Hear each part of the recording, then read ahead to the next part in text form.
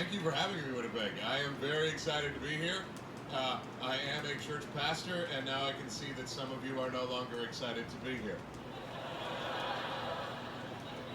I get why, though. I mean, there was a survey done in the U.S. recently that said 46% of Americans agreed with the statement, "Christians get on my nerves." And all I could think when I heard that was the other 54% did not go to my Bible college. It would have been much higher. So I'm a pastor. I get to preach and teach the Bible, which I love. I have a degree in biblical studies. I get that to some of you that sounds like I just said I have a degree in Dungeons and Dragons. But it's an ancient book, so there's some things that are difficult to reconcile with our contemporary world. And I'm not talking about the big ones like creation and resurrection. Those are true.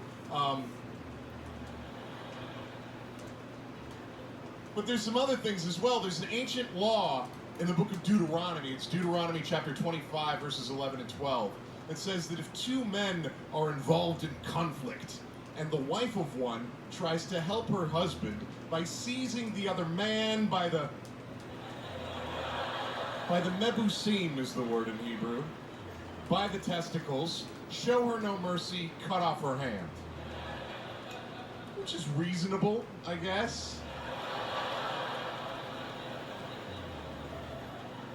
But what was going on in the ancient world that they had to make that a law? And was that some sort of move that they taught at ancient Hebrew finishing school? Like, okay, ladies, here's how you make unleavened bread, and if your husband's in a conflict, grab and twist.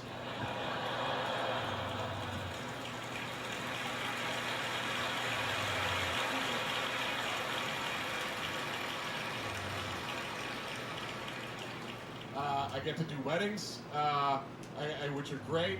Weddings are kind of disappointing because I've yet to be able to convince a bride to come down the aisle to "Rock You Like a Hurricane" by the Scorpions. So I love weddings, but as I get to do pastoral counseling and marriage counseling, people often expect me to have some sort of wisdom about marriage, and I really don't. Like, really long-term relationships become more about endurance than technique. Thank you. Endurance. But I do have this small piece of advice, and that is this: do not argue via text message. And I might not be emotionally equipped to handle texting, because my wife will occasionally text me something perfectly normal, like, "Where are you?" But when I read "Where are you?", what I hear in my head is, "Where are you?"